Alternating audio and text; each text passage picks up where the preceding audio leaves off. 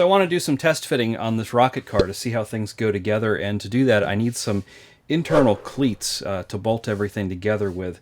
And I'm just going to use some 1x2s here, glue them together to make a little 1.5" square piece with nice square edges. This is just pine.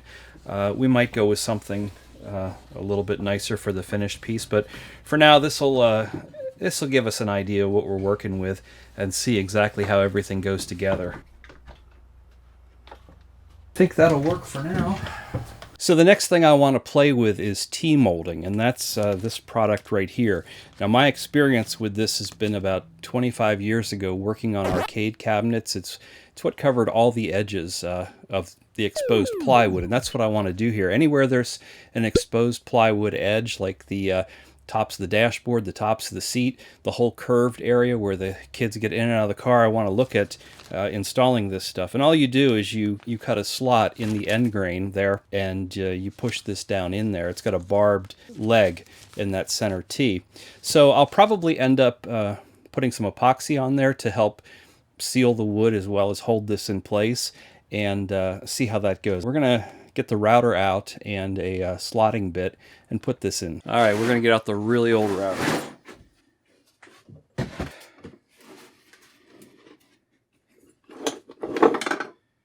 Put this guy in. Okay. Okay, this is one of our internal braces. It's not actually going to get the T-molding in, but I can use it as a test to see if I've got it centered properly. 210. And this slot it's making is bigger than 1/16 of an inch. We're going to need to find a different cutter. So I've got a bit of a problem. It appears like all of the individual teeth, none of them are 1/16 of an inch to begin with. They're all actually a little bit oversized. Combine that with the fact that I don't think that they are all exactly in the same plane, which will cause it to cut an even bigger slot. So I think what I'm going to try to do is see if I can't get these teeth to be more in line with each other. Worst case scenario, I screw it up, right? I mean, it's no good to me the way it is. You know, hopefully I don't knock any of the teeth off the blade. Give it a try. Much later. Let's do a test cut and see what that does for us.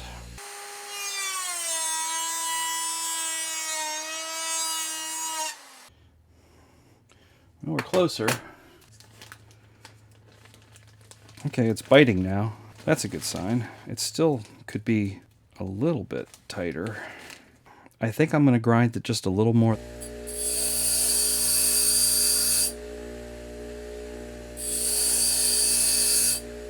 A little longer than a few minutes later.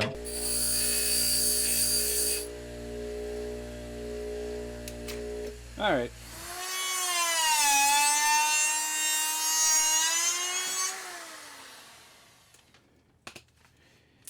That seems pretty good.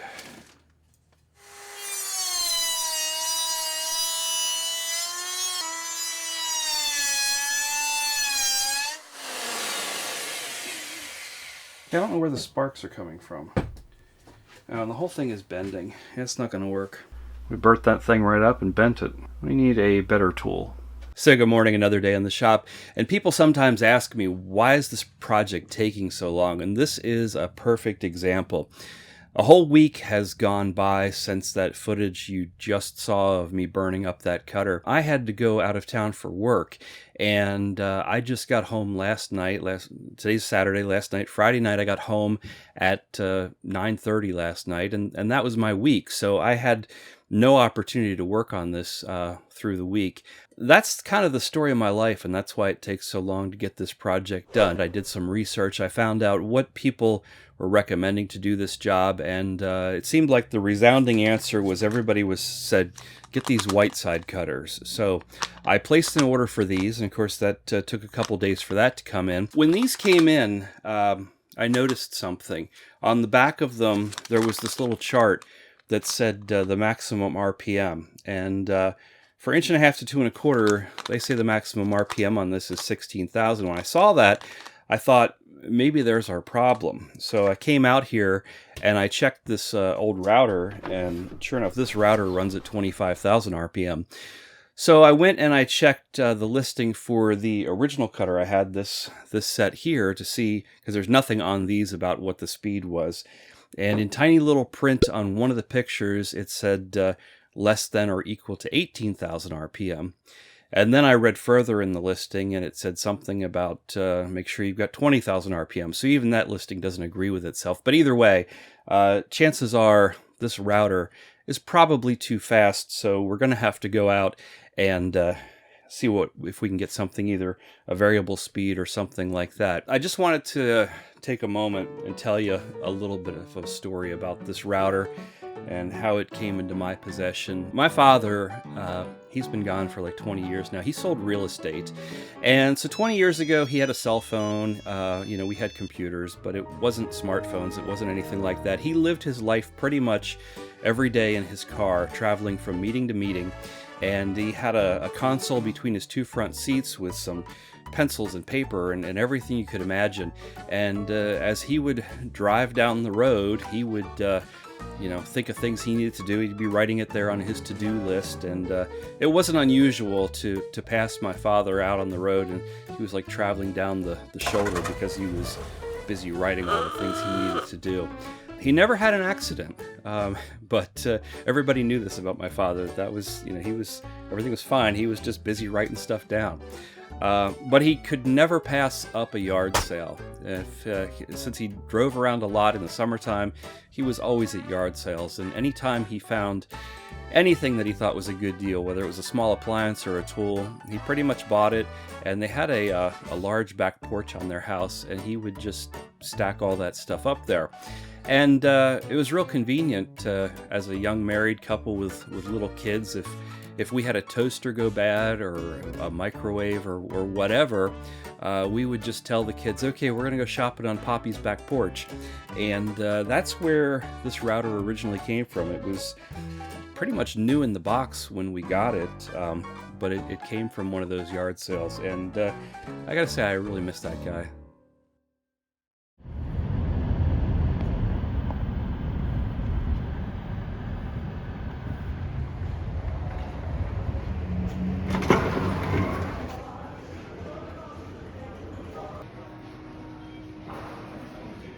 So I went with the router from Skill.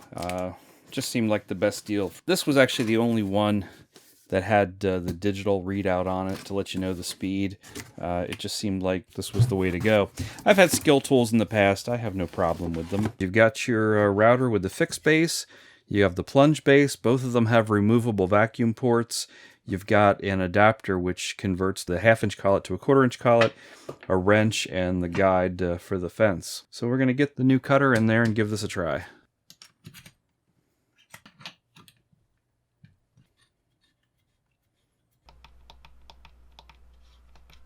Let's turn it on and see what happens.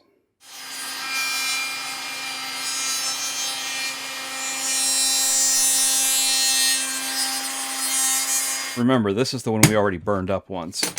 So we got a really bad spot on it. Right here. I'm going to put epoxy in here. Help hold this in place, help seal it, and help fix our mess up here from earlier. That looks pretty good. Alright, I think if I just put a couple screws in the workbench that this can push against, that will work.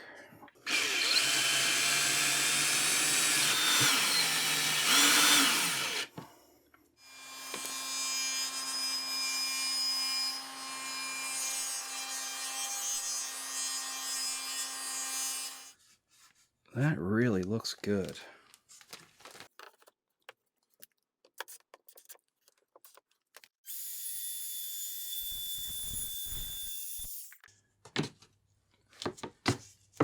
And I'm really, really happy about that's working. This is why I'm always repainting my bench, because I do stuff like this. We'll go back to the clamps on this one.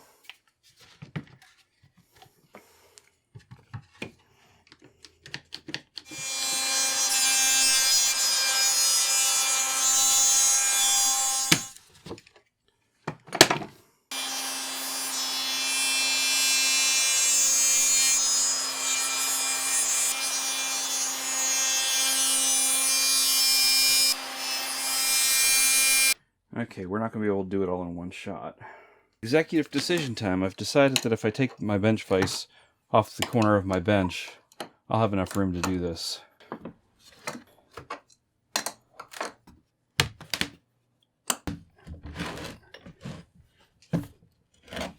Okay, I'm not going to be able to do this all in one shot because I'd have to hang it way out here, and this would be too floppy. So I'm going to have to do it in pieces, but this will allow me to lay the whole thing on my workbench. So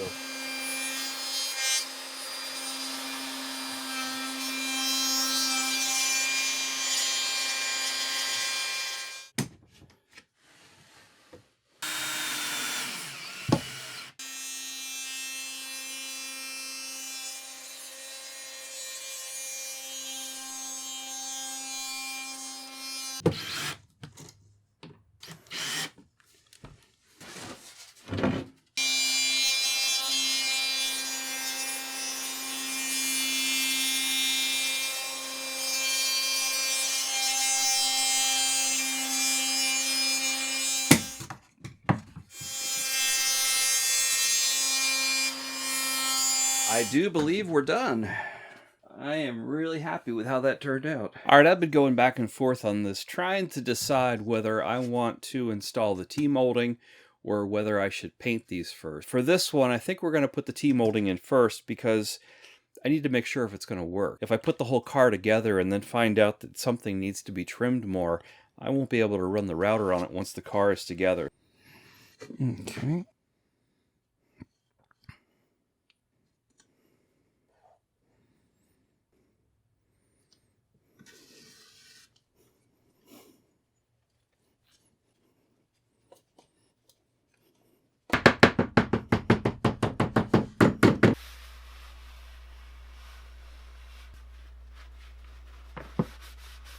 This is the panel that's so damaged.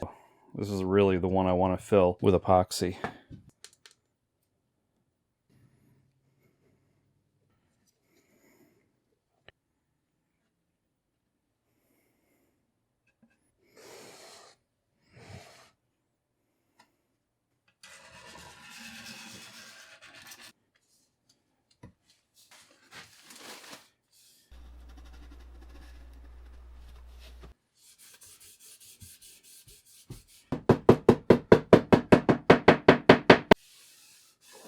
The T-molding would probably stay in by itself. I'm just concerned because this is going to be for outdoor use.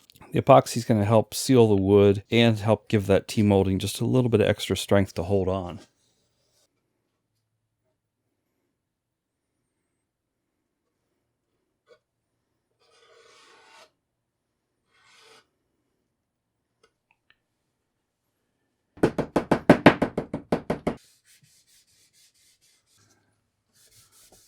Really liking the way it's turning out. So it's that time of year where I see a lot of people on YouTube laying out their goals for the coming year, and I guess I'm going to do something similar. My goal for this year is to get these projects put to bed and try my best to get a video out every week. I know a lot of people have been asking for more frequent updates and saying things like, even if it's just a little update, just let us know what's going on. So that's what we're going to do. I'm going to focus on showing you more of the progress. One of the things I've always tried to do with every single video is to complete a project from beginning to end. And sometimes that's just not possible in the span of 1 week. So I'm going to take you along for more of the behind the scenes of showing you like, well, we didn't get this done this week and this is why. And, promise you, I've got another video coming up next week. And we're going to be continuing on with this, building that ride car. And also, I've got a trip to Majestic Midways to their shop to see what they're doing in the off season. So be looking for that coming up. And if you want to follow along with all these projects, click that link to the left and come along for the ride.